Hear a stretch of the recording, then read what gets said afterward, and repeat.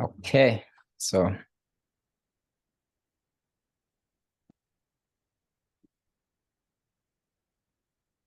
hello and welcome to yet another episode of the Climate Voices podcast, a platform that shares and takes you to the front lines of the global fight against the climate crisis. I'm your host, Omesa, bringing you to the deep dives into the greatest challenges posed by climate change, the most innovative solutions, and the unsung heroes and champions shaping our world's future through sharing their positive stories. Today, we are indeed honored to have a truly special guest joining us from the heart of Africa and boasting what I consider a great and impressive career in environmental policy and has had a finger on the pulse of the intersection between environmental conservation, climate change, and Africa's development. Our guest today is the United Nations Environment Program, UNEP's Climate Change Coordinator for Africa, Dr. Richard Mnang. Welcome to the show. Thank you very much. Thank you very much, Omesa, for having me. It's a great pleasure to join your amazing podcast. Yeah, absolutely. It's a great honor to host you. So, Dr. Mnang, I know you've been at the forefront, of policy making and navigating the intricacies of climate adaptation, mitigation, and the all-important sustainable development, for one of the most diverse, vibrant, and yet vulnerable continents of our planet, my motherland, Africa. So, but could you briefly introduce yourself and take us through your journey into where you are now? Yeah, thanks again. Actually, this discussion is actually very timely because we're in 2023 and the past few months and even days have seen the continent not only suffering from the shock and impacts of climate change, but with people losing their lives from Cyclone Freddy in Malawi, Mozambique, Madagascar that caused loss of lives and destruction of property, to the droughts in the Horn of Africa, where over 20 million people have been affected, and to the floods in Rwanda and DRC that have costed the lives of 400 people plus millions that have been displaced, shows that we are living with these apocalyptic effects of climate change and something needs to be done. My names are Richard Munang, and I'm the UNEP Regional Climate Change Coordinator. And I've been in this space for 14 years today. And starting this career and embarking on climate change since 2009 have actually made me to understand firsthand as I engage with countries at policy level and even at the ground level, engaging the informal sector and young people to see firsthand what they go through and also what they can offer. And therefore, with what I've seen from a policy perspective to implementation and to what the informal sector, our mothers, our brothers and sisters are doing at a community level, one can confidently say that Africa is a vulnerable continent. And one of the key issues that Africa faces today is that the vulnerability of Africa, with Africa contributing just 3 to 4% of emission, but being the most vulnerable continent, is as a result of one word, socioeconomics. The vulnerability with socioeconomics comes from the perspective that the low level of socioeconomics makes the continent not able to recover when a disaster strikes as a result of climate change. When there is a flood, a mother cannot be able to move to another town because he or she cannot be able to afford money. When there is a drought, a mother cannot be able to afford food because she doesn't have alternatives. And therefore, diversification of opportunities to empower people to be able to cope and become resilient is actually one of the lacking issues. And when it comes to the policy perspective, Africa is excellent, and we need to give credit where it is due. It is the only continent in the world that have ratified 98% of NDC, which are nationally determined contributions, climate action plans that, as a result of the Paris Agreement in December 2015, countries were mandated to submit, ratify that Paris Agreement and develop this climate action plan. But now, as we're talking, 80% of African countries have revised this climate action plan, increased the ambition more than even developing countries, even developed countries. And that is opportunity that the continent can move in a low emission development pathway. But it also showcases that the continent of Africa and African countries and leaders do understand the inherent opportunities that climate action brings. But the mismatch is that those excellent policies do not match with the same weight and effort when it comes to implementation. And so the glaring gap becomes wider. And so what is needed now is actually how do we mobilize and galvanize the continent's strength, which is high youth. And that's why within these 14 years, what I've argued and what I have shown and I will continue to do is that you can only argue from a position of strength, and Africa's strength is high youth. They're energetic, they're passionate, they're entrepreneurial, and the changing climate, despite the fact that it's a challenge, also present an opportunity. And it's an opportunity for jobs. It's an opportunity for innovation. And those who innovate and can be able to drive that transformational progress are the young people. So engaging them as an asset, not from a position of weakness, but from a position of their strength to devise solutions and innovations, and actually see Africa turning this challenge of climate impact to climate opportunity.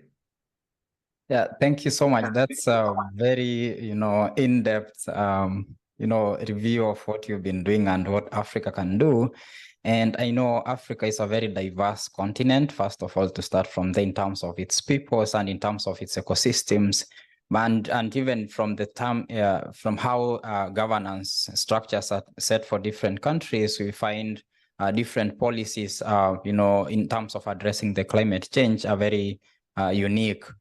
You have mentioned the nationally determined contributions. I know different countries have their own NDCs. Kenya, for example, had its revised NDCs from 30 to 32% by 2030. But, your work ranges from not just in one region in Africa, one country in Africa, but the entire region. So for over the 14 years that you've been working, what are some of the, opportunities you're seeing? From challenges, again, first of all, you start with the challenges, given the diversity of Africa and the different set of, governance structures for different countries, that we can galvanize as Africa to make sure that we move forward in terms of catching up with the rest of the world, in terms of addressing the climate crisis. Yeah, very important question. Omesa, the continent of Africa, of course, is diverse. Yes, of course, it has different climatic and agroecological zones, but there's one commonality, which is its vulnerability to the changing climate only differ in magnitudes. No country is immune in the continent. And because of that, what I have also learned over time is that Africa's challenges also have common solutions. That a drought in Togo or in Burkina Faso, with the application of a solution like Zai, which is an indigenous knowledge, can be applied into Ghana in Kenya. And that a solution in Kenya can actually, like conservation agriculture in Makwene, can be applied in Yaoundé, in Gandere, in Cameroon. So common problems, common solutions. And I think this is a starting point. The next aspect is that when you look across the entire African continent, it's a youthful continent. Whether it is north, south, central, eastern part of the continent, it's a youthful continent. And that commonality means that despite the fact that there are different governance structures and different architectures of leadership, the commonalities to me are an advantage, because even if you look at the continent, the foundational premise of how Africa has been governed for till today is that those traditional structures still do exist. If you take, for example, governance structures, there are still kingdoms across Africa. In Buganda, we have the Buganda Kingdom in Uganda. In other places, we have kingdoms that still have those structures that can be leveraged to be able to reach the population and masses across different regions in the country and even the continent. Why I'm bringing this up front is to present an opportunity that is not tapped before I come to discuss the challenges, because under the changing climate, we must always see challenges as disguised opportunities. But the fact that there are opportunities in disguise that are not being tapped, every challenge then needs to be matched with that opportunity. And let me start with the challenge of governance. Climate governance in the continent today have a challenge of implementation. When you look at the 2016 Climate Act of Kenya, actually the most ambitious act, where the head of state actually chairs it, meaning that they have the national emblem and the national leadership It's progress. When you look at the national action plan, national adaptation plans, and the climate action, national adaptation plans that 21 African countries have put in place. When you look at the ratification of the Paris Agreement and also the revision of the Paris Agreement, it tells you that climate governance in the continent is solid, but the challenge is implementation. And so the argument should be, with all these laws in place, with acts and climate revisions and updated NDCs, brilliant. Now the discussion now needs to be, how do we operationalize this? And I think there are two aspects that need to be part of the mainstream. If you get into the market or to a shop to buy something, the first thing will be, regardless of where you are, does this thing have value for money? Is there value for money? If I was to buy this for $5, is it worth it? And that means that where you put your money, as they say where I come from in Cameroon, you put your money where your mouth will thank you. It therefore means that investors investing in implementing climate action, especially the NDCs, will and must have to see returns on investment. But Africa is lacking behind. And that's why Africa needs to drive NDC investment plans. In a continent today, over 72% of all the NDCs in all the countries, 72% of Africa NDCs do not have investment plans. That is a big challenge. Even the 28 that claim to have investment plans are not investment plans, they're just costed. But to implement food security, to implement climate smart agriculture, this is the amount Africa needs. It's not an investment plan. An investment plan is, if you were to drive solar power irrigation and drive uptake of solar dryers and drive uptake of agroforestry and drive uptake of e-mobility, what will be the enabling environment that is needed for this? What will be the opportunities that private sector can tap into, and what will be the returns on investment? That will have to be documented using practical empirical evidence. And at the same time, that's one dimension. The other dimension is what I call regulatory and policy reform. If it is, for example, solar power irrigation, can countries be able to waive taxes on importation of the parts that assemble solar power irrigation? That's a physical incentive. And we be able to ensure that at least, if it is land tenure, there are regulatory reforms that ensure that accessibility to land, especially for our mothers to be able to own land and invest in it, knowing that they own it, can then be able to happen so that land titles can easily be given. These are realistic, practical elements of developing an NDC investment plan. The second aspect is finance. Because I was speaking today, Africa needs over 1.6 trillion US dollars between now and 2030 to implement their NDCs to drive resilience of the continent. But unfortunately, between 2016 and 2021, the amount of money that has come to the continent is merely just about 5.5%, whereas the continent needs over 126 billion annually between now and 2030. The paradoxical part is that the resources, the meager resources that have come to the continent, only about 80 billion between 2016 and 2021. 80% of those resources are coming from international public sources and only 14% from the private sector. That means we cannot depend only on public sources to be able to drive transformational climate action. We must incentivize private sector to be part and parcel of this. How do you do that? Enabling environment, NDC's investment plans, and at the same time developing what I call innovative blended finance tools, because we need sources of finance, not only from government, but from the private sector. But the last aspect that I really want to portray is one in which I'll keep coming back to it again, is that no matter the amount of money that comes to the continent, it is people that drive transformational solutions. Unless the young people, who are not just the architect of driving solutions in the continent, but who are the asset, and who are also the implementers that need to be tapped into, unless they're de-risked, we might not be able to move. And what does this de-risking entail? It's about training and capacitating them. It's about retooling their skills. It's about giving them the right tools. Also, not only from the perspective of what they need to do, but also changing the attitude to start seeing challenges as disguised opportunities. And that needs training, that needs awareness, needs giving them the right education that focuses in teaching them how to turn climate challenge into climate opportunity where enterprises are. Turning waste, simple waste, agricultural waste, household waste into biogas. You tap into not just a billion-plus industry in the continent, turning waste to fuel briquettes. You tap into over $20 billion market in the continent replacing charcoal. I think until this becomes the mainstream, it will continue to be a big challenge. Yeah, you've mentioned a lot of things there. I've picked things from policy, from finance, from local solutions to climate challenges in Africa.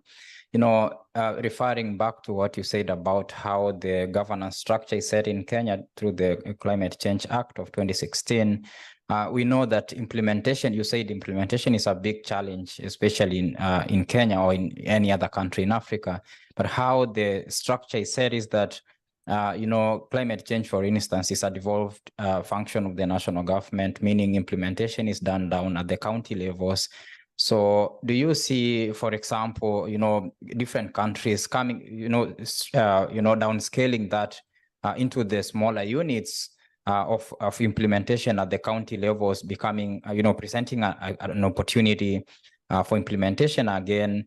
And when you talk about the aspect of finance, you say much of the financing that is given to addressing climate vulnerability in Africa comes from outside of Africa. So where are these opportunities? Because if we are talking about, African solutions for African problems, where are these funding opportunities, for example, in Africa, that we can tap into, to address the climate change crisis locally?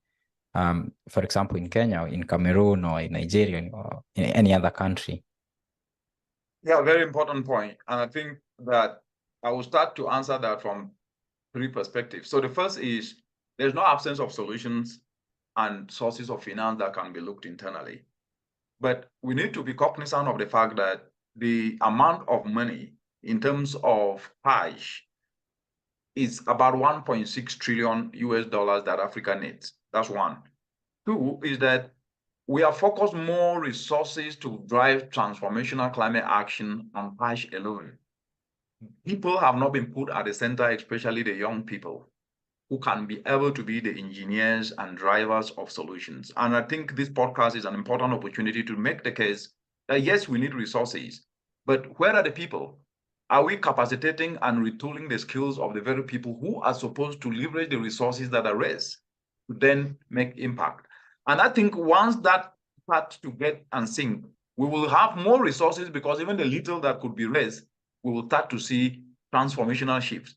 If you throw money on people who do not have the know-how, there is no magic on earth that is going to address the problem that any country or any community faces. The other aspect that you mentioned, I think, is very important. The devolution system of Kenya and other African countries like Nigeria, which is a federated state, is a federated nation, do have counties, and in Nigeria there are states and other countries where there is the devolving of power for environmental and climate action to happen at the county level. Excellent. If you take Kenya, Kenya is actually a leader. Many counties in Kenya have actually not only passed climate change laws within their county assembly, they've even gone ahead to create climate change fund. And that is an opportunity to then be able at county level to raise funds both internally and also externally within the country and externally internationally. That is excellent. And my argument is a step in the right direction. But what about also ensuring that initiatives to retool youth skills through primary school, high school, and even universities, and TVETs or vocational and technical education, polytechnic, how about also focusing on that to start making sure that investment into those institutions that can then be able to help to retool young people's skills, to then be able to understand what they can do and drive entrepreneurship as a compulsory subject for every young person in the country, so that when they're getting out of school there, they start to create businesses. When the little money that is leveraged, either from international financing or from local coffers, can then be used to support these young people to kickstart their enterprises or support those who have started the enterprises. The third aspect on this element is about raising funds internally, which I think is really something that I've been pushing very strongly. It doesn't gain a lot of attention like external finance, which is okay and understood and is appreciated, is that Africa will never have enough funds to drive transformational climate action. In 2009 in Copenhagen, the 100 billion US dollars that was promised till today is still a discussion. Only 80 billion has been raised. And how much has come to the continent? About 20 billion, which is just about 5.5% of the needs of the continent yearly.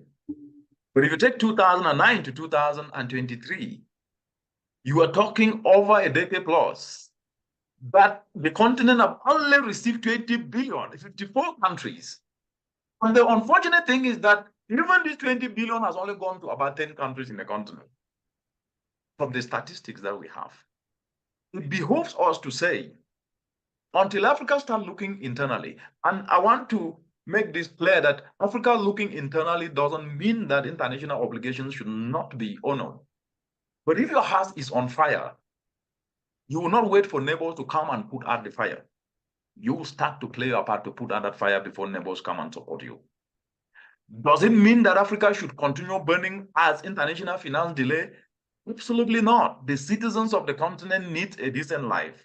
They need to be protected. They need to be well resilient. And therefore, African countries and governments must now start innovating to devise means in which they can use the little they have.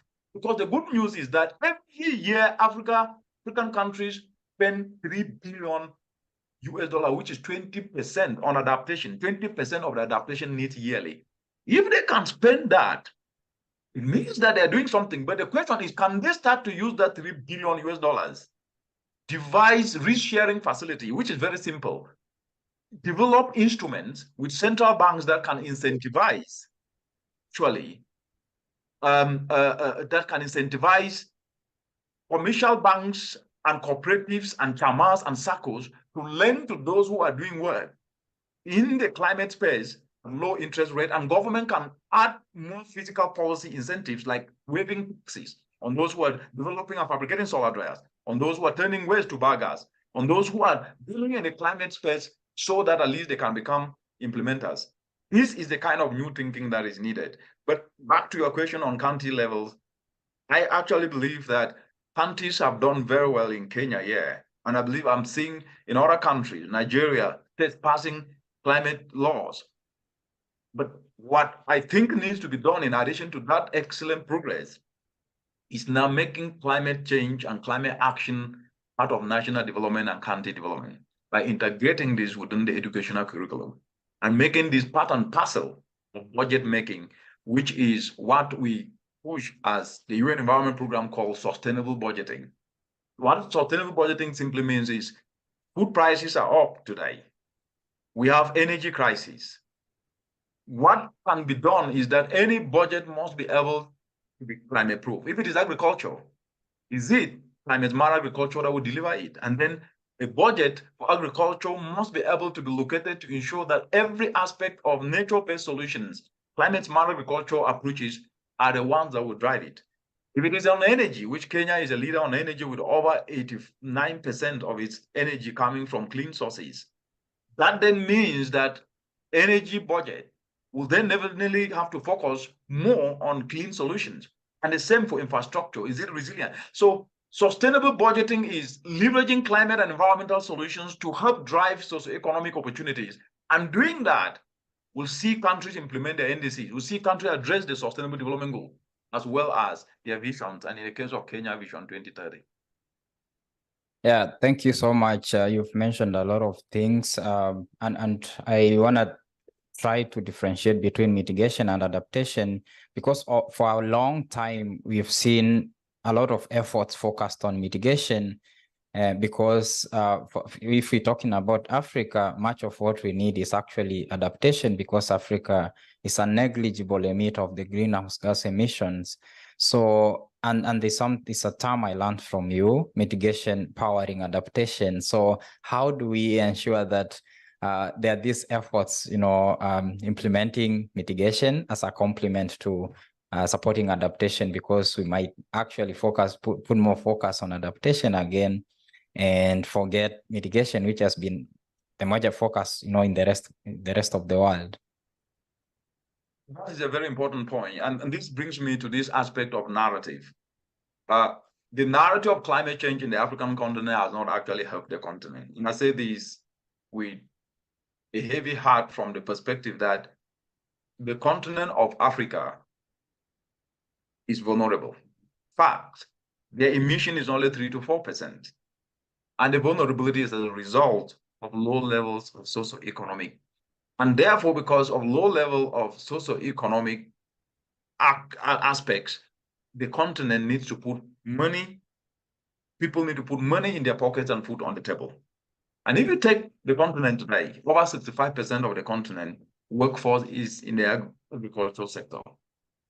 At the same time, in the continent, over 620 million Africans are energy impoverished. But when you put everything together, you will notice that it is not possible to build resilience and ensure that mothers can put more money in more pocket when you lock them down only at production level. And when you don't add value to what you produce, that's where Africa has been behind, and Africa has been losing as a result of post-harvest losses over 48 billion US dollars. It therefore means we must be able to look at how we can leverage opportunity in the climate action space, regardless of whether Africa needs adaptation or not. And what we have done is that a mother produces using agroforestry, which is a nature-based solution, an ecosystem-based adaptation approach. And she produces her tomatoes or her vegetables as kumawiki, and it gets spoiled. It is just as good as her having produced anything. But when a simple mitigation technique like a solar dryer, which has proven to not only increase effectiveness over 30 times as compared to open sun drying, one mother can then be able to store that vegetable for over 6 months and can also within that time fetch a market. It avoids spoilage. It also avoids contamination, which is a health aspect, and the longevity of that also ensures that you can be able to sell and put more money in more pockets, and also preservation like solar power fridges to be able to store fish and also store vegetable. These are mitigation action, but they are being used to ensure and power adaptation solution.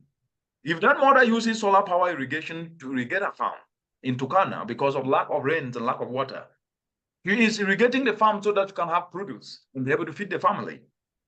That solar power irrigation is a mitigation action, but she's not using it because she wants to lower emissions, but because she wants to build resilience. And that resilience is to ensure that you have food to be able to feed a family and even sell some. And so the narrative of climate change in Africa needs to be seen through the lens of socioeconomic empowerment, because the biggest empowerment is socioeconomic. When someone cannot put food on the table and more money in more pocket, the person is more vulnerable. And therefore, why I coined this mitigation powering adaptation should be the entry point for Africa is not that Africa is actually gearing towards reducing emissions because they have negligible emissions, but utilizing mitigation solutions to further drive its resilience and improve its socioeconomic status. That way, they will be more adaptable to the changing climate because their resilience will be strengthened. And more importantly, they will be in a very strong position to be able to drive transformational development. Yeah, so when you talk about some of these locally led initiatives, like you made reference to the ZIPIT technology, which I think was developed somewhere in West Africa. Is it Ivory Coast? Yes, it's in Burkina Faso. Burkina Faso, yeah. Yeah, it's actually in the Sahel. Yeah, and I've seen it, being applied in Kenya. But again, it brings me back to the point that you were saying, whose knowledge counts. These are some of the techniques that we haven't seen being adopted widely because this knowledge hasn't been able to be shared. I only saw about the application in Kenya because I mean, someone came from outside and did some bit of research about it and wrote an article about it, and everyone tried to consider it now something that they can apply. But this is something that people have been doing over a long period of time, and there are other things that people have been doing. You talk about, I know something that you're good at. Like you've been talking about since I knew you in 2015, ecosystem-based adaptation. For food security in Africa. That's the first conference actually where I met you at the UN in Nairobi. Right. Yeah. So there are some of the locally led initiatives, for example, using other, tree shrubs, which are really locally available, like Tithonia diversifolia and all that, that have, you know, the capacity or the potential to address the challenges that we're facing. But we see huge multinational corporations, for instance, moving into the, food systems. We talk about corporations like Monsanto, which are kind of now dominating the food systems value chain, and somehow the efforts to switch to industrial farming have undermined ecological farming or ecosystem-based adaptation or nature-based solutions, as you might like to call them. So how do we, grapple between, because again, Africa is made of a great number of people, about over 60%, small-scale farmers. But now with the huge multinational corporations pushing them out of the, agriculture value chain, working through public-private partnerships with governments and passing policies or laws that favor them. So how, again, are we talking about addressing these challenges locally if the multinational corporations are working in cahoots with the government in undermining the efforts of over 65% of the African populace? So as someone who's worked across, implementing policy from the UN level and all other, sectors, and also working in cooperation with other locally led initiatives, how are you supposed to go about this? Yeah, very important point. And I think that firstly, this knowledge that you're sharing out here and bringing people to discuss it is already part of awareness, because people need to know what they're up against. And I think in the African continent, that has not been articulated very clearly. And so this podcast pretty much that you are leading is of the solution. And don't underestimate it, because knowledge is power. The second aspect is that nobody gives anybody anything. You seize it. Let me repeat that. Nobody gives anybody anything. You seize it. And in this space, which is very, very competitive, where Africa, as I started off by saying, is a vulnerable continent, but it presents more opportunities than any part of the world. If Africans don't see it, especially the youth, to seize it, others will seize it and occupy it for them. And therefore, what needs to be done is for the youth to understand that you cannot be able to grow and develop without actually having challenges to solve. Every developed nation in the world rebuilt, especially if you take America, they rebuilt after the Second World War. Europe rebuilt after the Second World War. And rebuilding is never a bad thing, because then you do it differently. I've argued that the vulnerability of the African continent is actually a wake-up call. It's a wake-up call for young people to know that they have to seize their space and occupy it. And seizing their space is not through complaining, but starting to do what is relevant to the people. The other point that I think is so important, Africa is an informal continent. Africa, over 80% of the entire African continent population is informal. Our mamambogas, our mothers and brothers are in communities, they're in villages. And that then means that solutions that are viable and accessible to them are not complicated solutions. They are solutions like Zai that we mentioned, that people in the Sahel used, because it doesn't rain there, digging small holes and interspersing them with organic matter when it rains has actually proven that when it captures rain, it can be able to produce yields over 500% as compared to other places. Why is that technology not used? Because Africans have not championed it. And I'll go back to what I said. Yeah. Only you can be able to tell your story. And when you don't champion your story and defend and own it, then you will likely lose it, and then you will have to embrace what is not yours. Why I'm saying this is that there's nothing wrong with solutions anywhere in the world that can be embraced if they're fit for purpose. But the argument should be, do Africa lack solutions, and have Africans champion what they have and it's not working? The answer is no. Africans are not championing that with the same energy that they would discuss about lack of finance, which is a legitimate discussion and request. But the issue is, why can we not leverage what works? The other aspect that I think, and I really on the young people, is to start leveraging these solutions and making a case around it to be funded and to be propelled and pushed forward. The other aspect that I mentioned, which is Africa being an informal continent, means that even if you were to bring all the technologies in the world, they're not going to fit into my mother's farm in a small village of Jinquin, because first of all, she will not be able to operate the machine. But she does use green solutions and nature-based solutions of organic manure, droppings from chicken and cow, and she gets bumper harvest. But her issue is not about production anymore. It's about value addition, which then means how do we start to engage and facilitate decentralization of simple solar dryers to communities, decentralized solar fridges to communities, which is where investments in value addition and expanding the value chain will create jobs for the young people, empower our mothers in communities, put more money in more pockets. Unless this is done, then we are into trouble. And the other aspect is about the health aspect. We're talking about One Health now. There is the emergence of what is called the antimicrobial resistance.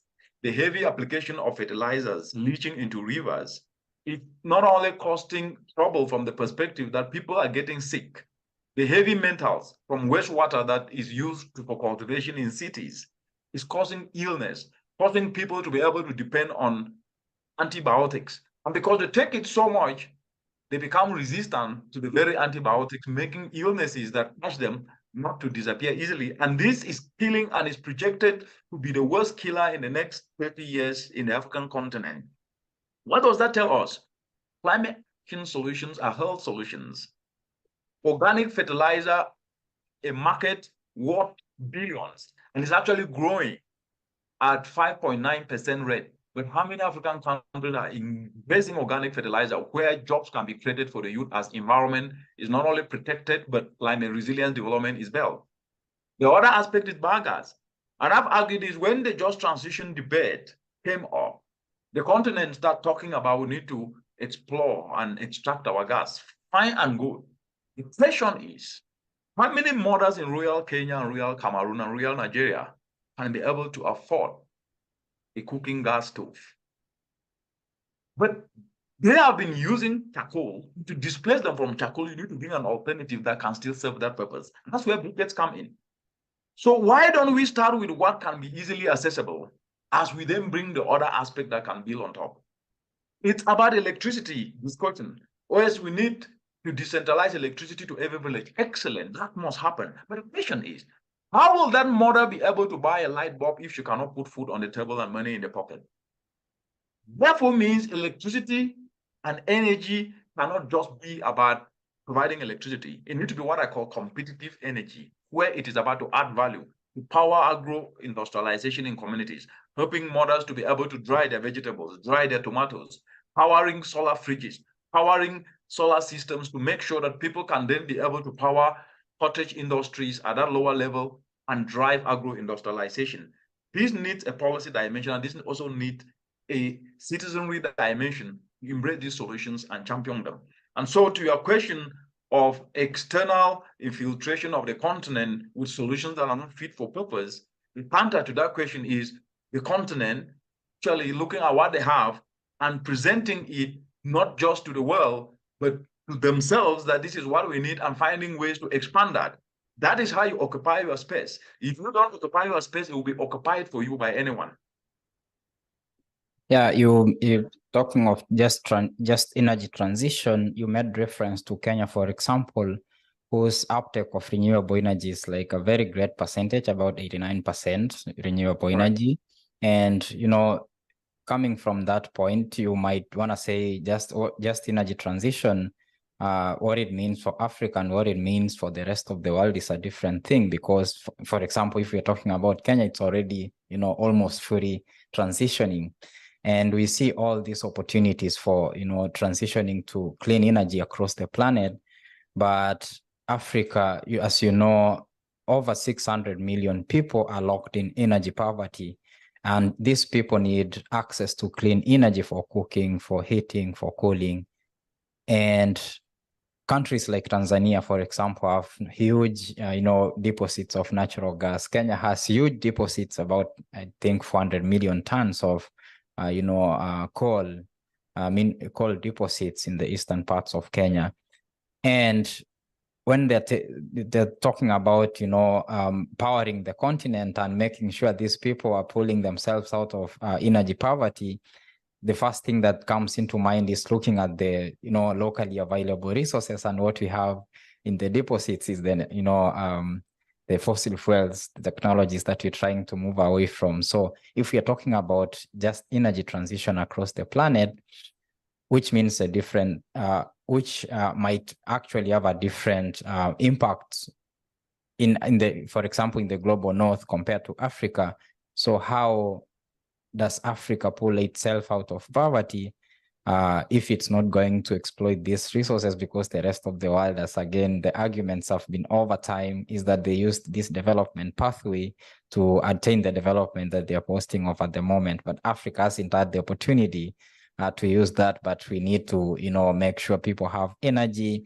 You've talked about, down at the community level, I think there's a name for that. It's like microgrid, like off-grid technology. Yeah, mini-grids, off-grids and mini-grids. And nano-grid technologies, making sure that people produce energy at the household level, for example. And if they have surplus, they can supply, for example, to their neighbors off the grid. So how is that possible for Africa? So what opportunities are presented in that for Africa? And what does just energy transition mean for Africa as compared to the rest of the world? Actually, let me start from the perspective that you ended, what just transition actually means. Actually, it means one thing: justice. And what is justice in this case? It's about equity, equitable opportunities and access to what is needed, at the same time building socioeconomic resilience. It's about justice, it's about equity, and it's about socioeconomics. So 3 aspects within the context of Africa. That's the meaning. It therefore means a mother who is in a village in Ghana and haven't have food to eat because of a drought and doesn't have money in his or her pocket or food on the table cannot be discussing just energy transition when she's hungry. They said, if you tell a hungry child that you gave him or her food yesterday, that means nothing to that child. She's hungry. He needs food. He is hungry. He needs food. What does this mean? It means the socioeconomic empowerment of Africa is number 1, but it must be number 1 from the perspective of how we leverage climate action to drive that socioeconomic without adding to emissions. That is the starting point. And that goes to the other aspect of countries wanting to explore their gas. And my argument on this is this: I think we're going too fast, even for the right reasons, and forgetting the issues that Africa faces. Number 1, Africa is not facing an issue of emissions. Africa is facing an issue of vulnerability. Yes. Yeah. Number 2 is that the vulnerability is higher in those who are socioeconomically disabled because they lack alternatives. It then means unless you focus on addressing the socioeconomic low-base issue, you cannot be able to lift them from the bottom of the pyramid and out of poverty. And when they're impoverished, they're more vulnerable and susceptible to the climate impacts. The third, why I'm bringing this dimension is for our viewers, listeners, to understand this debate. The third aspect is, if Africa is an informal continent, over 80% of the population is in the informal sector, what is the best approach to empower them to have access to clean cooking? Because 920 million Africans are energy poor, they're energy impoverished. They use on clean cooking, they depend on charcoal and firewood. And this is not only lowering their socioeconomic status, but it's also lowering their health status. Over 700,000 Africans die every year because of indoor pollution. Why? Because they depend on charcoal. They committed no crime. It's because they lack alternatives. If this is the case, which alternative do you provide to prevent loss of lives? 700,000 Africans, these are not just a statistic, these are lives that have been lost, and at the same time, empower them to lift themselves out of poverty. You must look at what I call accessible solutions. And these accessible solutions, like I said before, if a mother cannot be able to afford a meal, where will she get money to buy a gas stove? Even if you provide her with gas at 0 VAT, you need to have money to buy. That then means we must look at ways in which we can empower communities to drive enterprises to put money in their pocket to be able to afford what they can afford. And to start off with that, there needs to be leveraging what they are already doing, making accessibility to financing using chamas and SACCOs and cooperatives that are accessible to these people so they can be able to afford the resources they have to create their businesses using what they already have. And as they get empowered, we can then into the other aspect. And the question will be, does it mean Africa should not explore their gas? The question is not about Africa exploring gas or not. The question is, what is the best easy approach to lift people from the bottom of the pyramid while at the same time building climate resilience and ensuring that Africa is not polluting its environment? And the answer is Africa should leverage what is accessible and immediate. It paves its way towards looking at what is the best means to move forward. Let me just say this for the record. Building one liquid petroleum gas costs $25 billion US. And liquid petroleum plant, building one liquid petroleum plant costs $25 billion US. That's just what build, and that liquid petroleum gas plant is not a finished product. There, you now need to build another plant now to refine it. You're talking now billions. That is the very amount of money that Africa needs to invest to make sure that the energy impoverished people can be lifted out of poverty. Does it make sense to use that money and incentivize enterprise opportunities for young people and the informal sector so that we lift them up? And as they start to grow and pay taxes, the government coffers can get more money and then invest in such to be able to extract gas, whereby the people that they want to address now have little money in their pockets to buy. That makes economic sense. So the debate that I think Africa is jumping to on just energy transition misses equity and socioeconomics. Yes, focuses on justice that they have not contributed to the problem, which is valid, but misses the starting point and who this should serve. And when the argument is not made in this simplistic way, we miss the logic and we miss the nitty-gritty, and then emotions come in that are still legitimate, but then we lose the big picture and then get embroiled in this back and forth debate of should we leave our gas under the ground or should we explore? The question is, where will you take the money to build the gas plant? It will be loans. Who will pay the loans? The citizens. Will the job come from for the citizens to be able to be doing what they need to do to pay taxes? The jury is out. Yeah, thank you so much for expanding on that. The reason why I asked that is because in the name of, trying to solve this energy crisis that we have in Kenya, the energy poverty, we have seen a lot of, and the crisis happening in, Russia and Ukraine, we have seen a lot of, countries in the global north rushing to Africa and trying to have, agreements in exploiting the natural resources that we have, the fossil fuels deposits that we have, not for the purposes of solving the energy poverty in Africa, but to export the energy back to their countries, which are solely, dependent on that, because there's again a crisis that has been cut off from Russia. That's why I asked about it.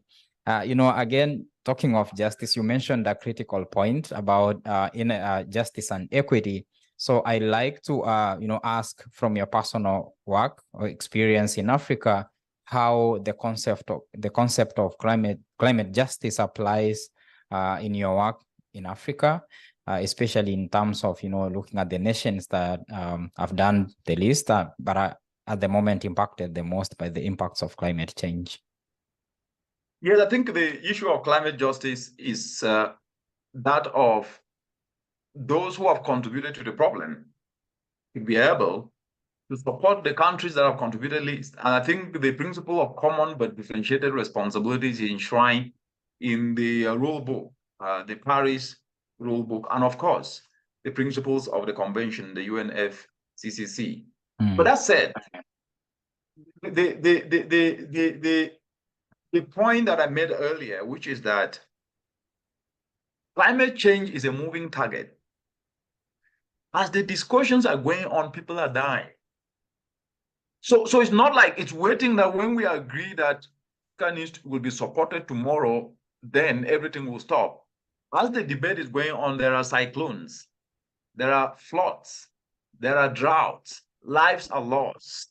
And as I always say, if you carry your own water, you will know what every drop means.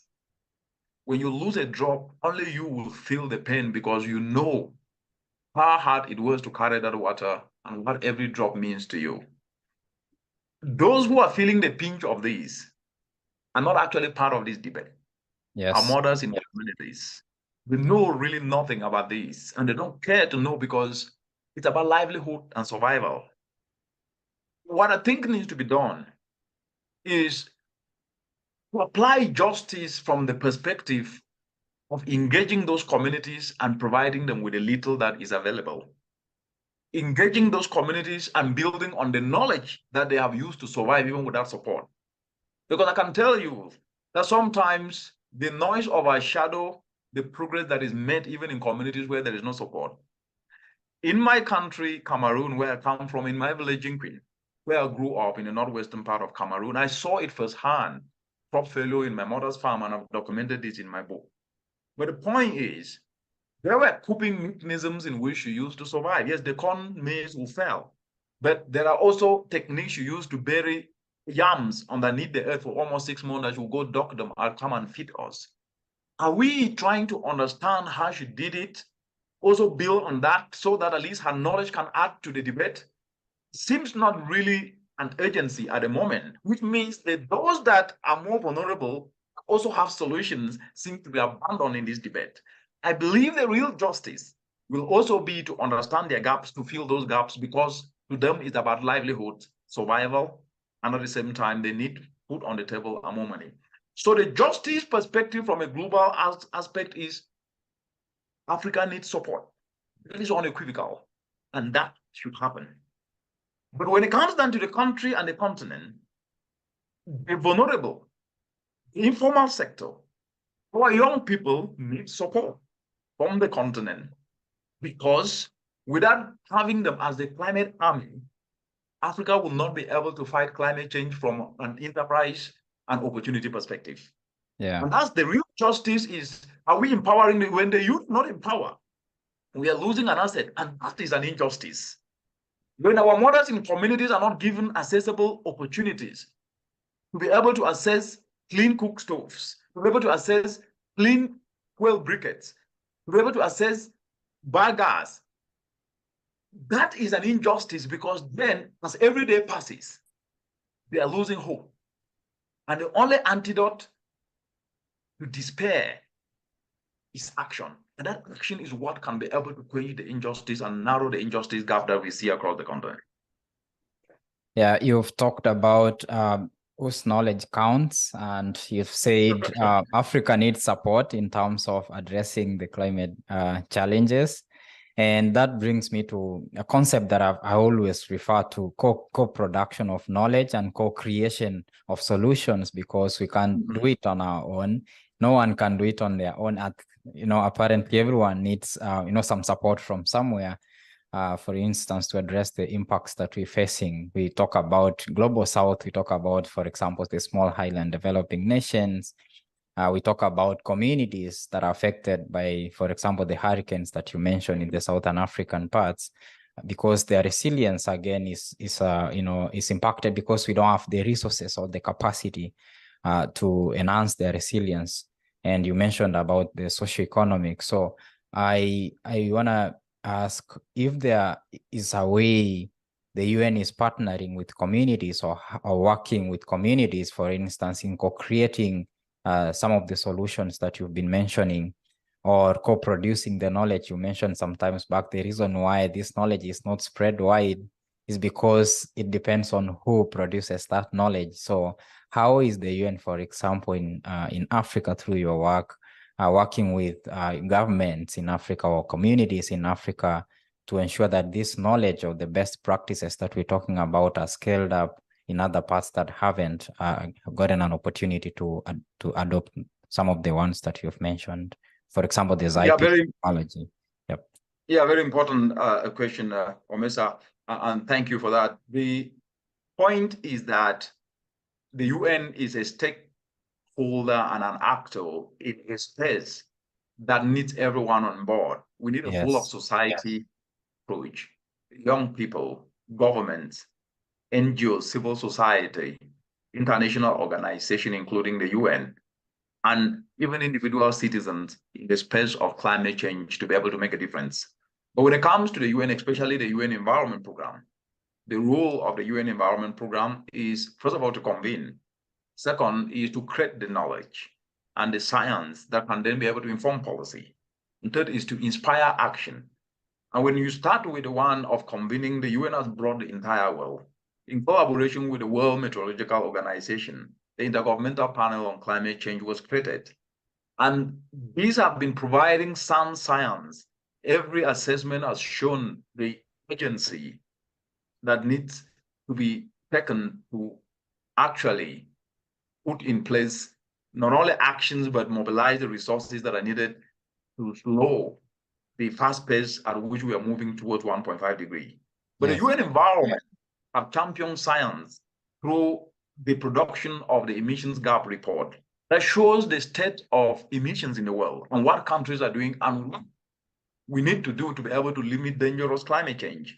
And these for over 10 years have been not just the antenna that alerts the world of where we are and what we need to do, but have influenced negotiations that have seen progress in these negotiations culminating in different agreements, from the Paris Agreement to the outcomes that we're seeing now on loss and damage.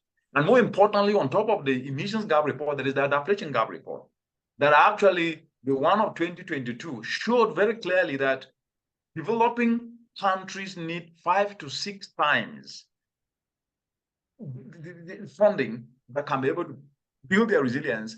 And most of these developing countries are in the African continent. But more importantly, that the gap between finance and action is widening. And whereas the implementation of policies and the national adaptation plans, most countries are having policies, they're putting this, but the implementation is where there is a mismatch.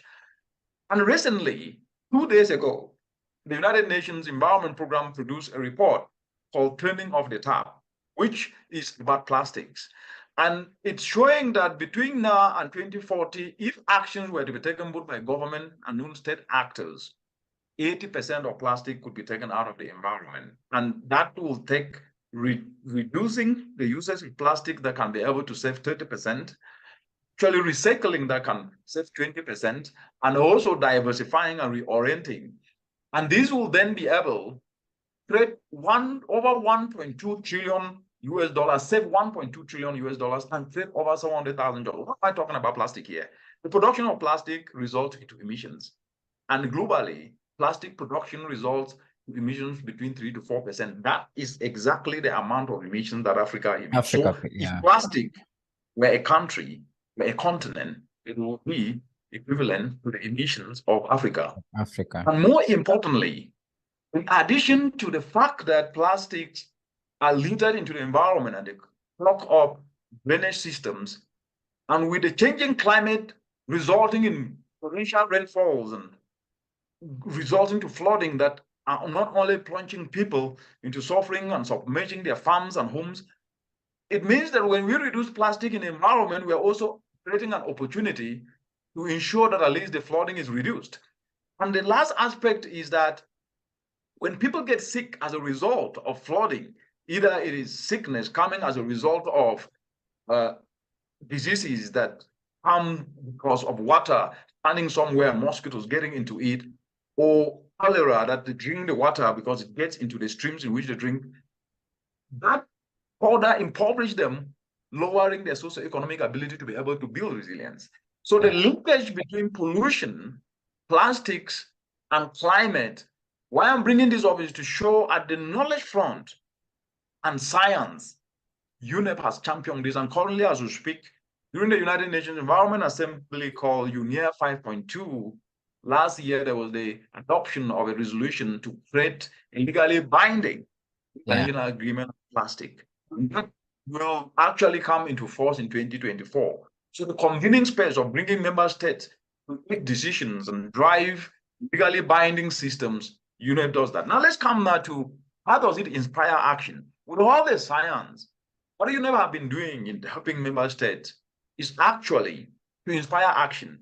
And inspiring action, firstly, helping countries to turn their nationally determined contribution, their climate action plan into investment plans. Last week, we're in Uganda working with the government to put in place a national adaptation, national determined contribution investment plan, and also how to develop an NDC investment plan with a blended finance facility. These examples of bringing knowledge and expertise and working with government and state actors, producing tools will then be shared across the continent, leveraging on the networks that UNEP have built, and also leveraging the African Ministerial Conference on the Environment, which UNEP is secretariat. But more importantly, the showcase of action.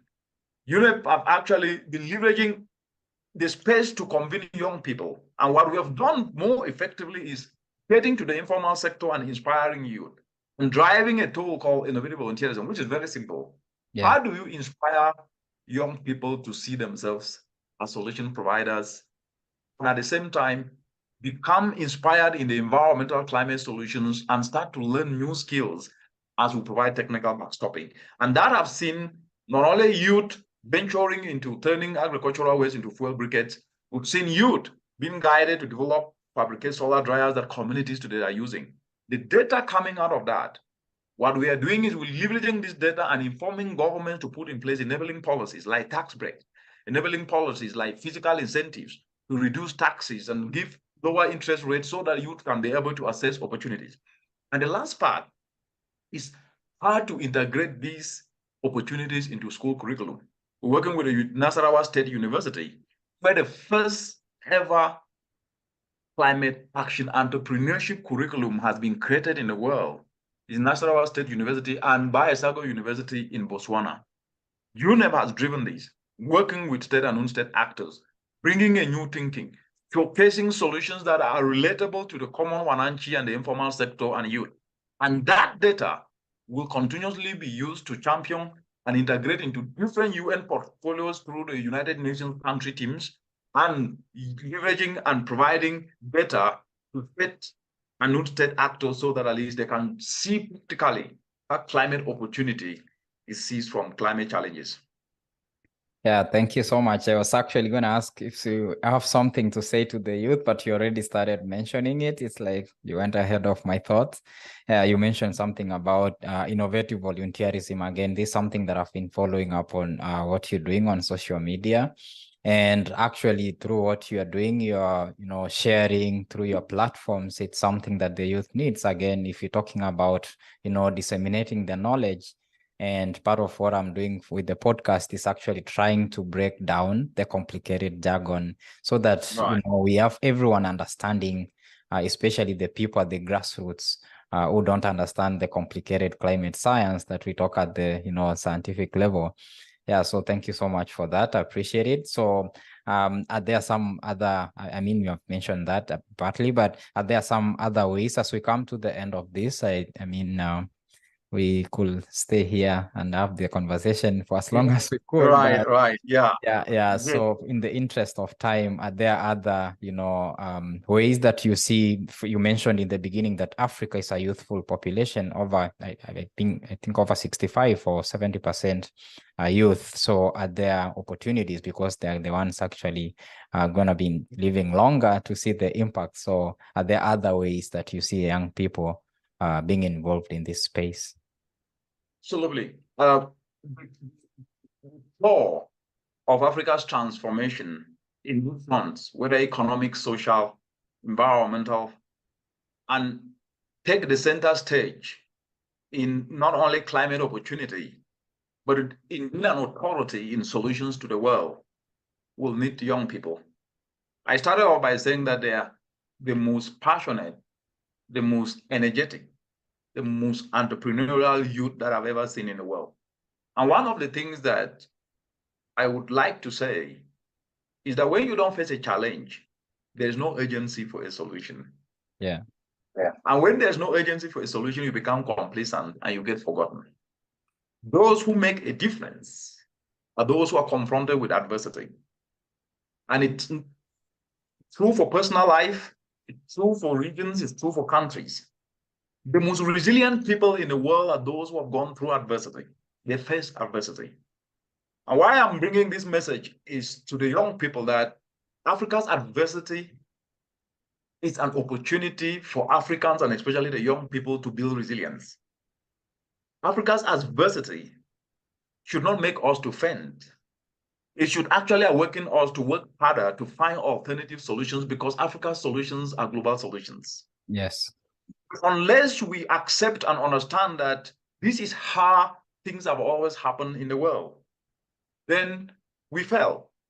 But why I'm bringing up this point is that social media, studies and surveys have shown that Africa, especially the youth, are the ones who spend more time on social media, almost 4 hours at minimum a day, for those who have access to it. And what do?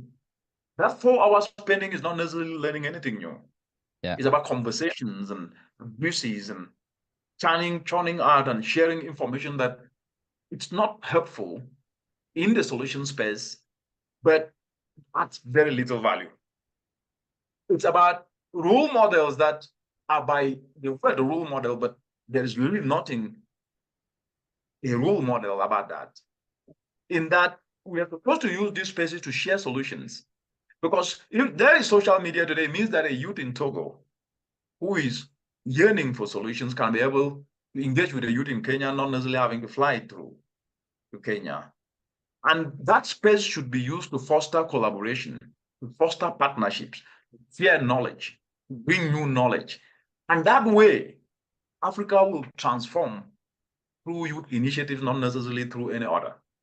Government role is not to implement. It is to put enabling environment. But government follow mostly what has worked. When you showcase what you've done with force government and the youth today, because they are the biggest population in the continent, also have a powerful tool, which is electing leaders. And let's not get to the politics of whether the ABCD, no. They can be able to decide the future Africa wants and Africa needs by playing their role in solutions and at the same time also correcting the governance systems in the continent. Therefore, saying this to say that it stands and breaks in the hands of the youth. Therefore, for them to wait that things will be given to them, they will not. And what I'm talking here is not about using any orthodoxy means. I'm talking about solutions. Solutions are what change the world. Let them do what they can do, present the gaps, and force governments to close it with incentives. And if they don't close it, let them use the ballot box to kick them out. It therefore means if anybody asks me, governments are not doing enough, what can you say? I will say, no, the youth are not doing enough. Yeah. And when you tell me that, no, the youth are disenfranchised and they are angry against the government, but I said that they're giving those governments the opportunity because they're supposed to be showcasing the solutions in which they have undertaken or they are to undertake and force government to close the gaps through incentives, through enabling policies, through reduction in taking away value-added taxes and fight to get that. Because as I started by saying, nobody gives anybody anything. Yeah, you have to seize it. And the youth of Africa should seize this climate opportunity because it will not be given to them. That's powerful. So I see opportunities, a lot of opportunities for young people who are listening to this. Seize the space. Nobody's gonna give it to you on a silver platter. You have to seize it. You have to seize your space. You have to find your space. You have to demand for your space to be on the table. Otherwise, the future is gonna be doomed for us, and we don't want to spread that message of doom. We are the young generations, and we're the future of Africa. We have to keep doing it. Yeah. So, I mean, we're coming to the end of this. Any last, parting shot for any listeners, whether young, old, or any person who might be listening to this? I mean, you have a large audience across the planet. And so there are a lot of people who have been listening to this and will be listening to this. So what's last message that we want to give them as we come to the end of this? Thanks again, Omesa. I think the point that I've made is if anyone is living now he or she is the most privileged to have ever existed. The opportunities are enormous. So are also challenges in those opportunities.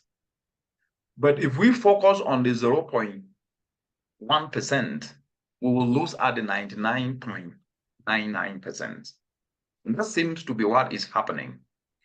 We must then be able to reorient our minds and shift our mindset to seeing the 99% and tapping it more forcefully to displace the 0.1%.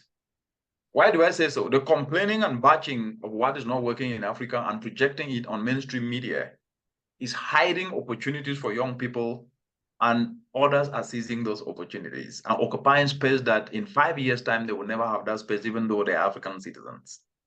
That's one. The second aspect is that your biggest ability is your availability. Your biggest ability is your availability. Avail yourself and learn. Listen to podcasts like this. Read, understand. Do not just swallow information. You need to be able to look at what is right and what is not right and distinguish it. When you consume everything, you will be liable to use wrong information that will not be able to help you see opportunities. Avail yourself to learn, read. The third aspect is that your biggest premium on this earth is not the house you live, it's not your father's car, it's not the degrees you have, it's your skill. Your skill is your biggest premium, because with the skill, you have value and you can exchange value for money. With that, retooling your skill and climate change space present a lot of opportunities, and those opportunities can only be tapped when you have retooled your skill. Learn. It's not about what you study. Develop interest in the climate space and pick something, whether it is in fabricating solar dryer, whether it is in understanding the critical aspect that Africa is discussing today. And I'm not seeing the youth in that space, which is dangerous. The Russian-Ukraine crisis caused inflationary major pressures in countries. Hunger prices, flour, wheat prices increased. I have not seen single discussion from youth around how Africa can overcome this by using its Africa's goal, which is cassava. Cassava is an indigenous crop. It can grow during dry season and rainy season. And there is a research that shows that with a changing climate, the reduction in staples, cassava will be the least at 8%, wheat is at almost 45%, and maize. Without leveraging these indigenous crops and making them the norm and not the exception, we will still continue to externalize solutions and even externalizing our plates, our stomachs. That then means that we are just going to be living at the mercy of others, especially when climate change is showing that our staples are going to fail. And therefore, we must prioritize cassava, which is an indigenous climate resilient crop. The last aspect that I think is very important, I'd like to touch on this. Failure is not a crime. When you try and fail forward and learn, because if you don't fail, if you don't try, you will not fail. If you don't fail, you cannot learn. And if you cannot learn, you cannot change. And if you cannot change, you cannot be useful. So everybody who is where he is today was not born to be speaking about climate change like I'm doing. It's through learning, it's through making mistakes, it's through trying to find out what is the alternative. And as a result of that, you build value and authenticity. Know that you have to fail. But as you fail, have faith that at least tomorrow can be better. But tomorrow can only be better as a result of what you do today. But when we talk and postpone tomorrow to tomorrow, tomorrow never comes. But when we act today, tomorrow we'll see what we did today and we can build on that to a transformational change. That's how we can hope. Because I hear people talking about hope. You can hope when you are inactive. But when you are active, you can have faith that what you are doing can work. And with faith, you can hope that tomorrow can be better. So with that action that inspires and drives what we can be able to do, with a faith and strong belief, tomorrow will come when we have solutions in place. There can be no way to hope. Like I said, the only antidote to complaining, despair, and blame game is action. But action comes with pain. Action comes with pain. And if we are not ready to endure that short-term pain, we can never have long-term gain. And I urge our young people to know that with that short-term pain, there can be no long-term gain. And climate action needs us to endure that short-term pain. so that we can enjoy long-term pain in the coming days and years. Thank you so much. That's a very powerful closing, and I thank you so much and for your insights. I mean, it's been a very insightful conversation, and getting to learn from what you've been doing over the years. You mentioned you've been in this space for 14 years and still going. Thank you so much. Some of us are looking up to what you've been doing. I mean, since I knew you in 2015. Thank you so much. And yeah, we like to close it up there. Until next time, this is the Climate Voices podcast, and I like to close with powerful words. I think it's from Barack Obama, if I'm not wrong. We are the first generation to actually experience the real impacts of climate change, and we are apparently the last that can act to end the impacts. So everyone, this is our space. Let's do it. Thank you so much. This is the this is the Climate Voices podcast, and I'm your host, Omesa Mokaya. Thank you. Thank you very much.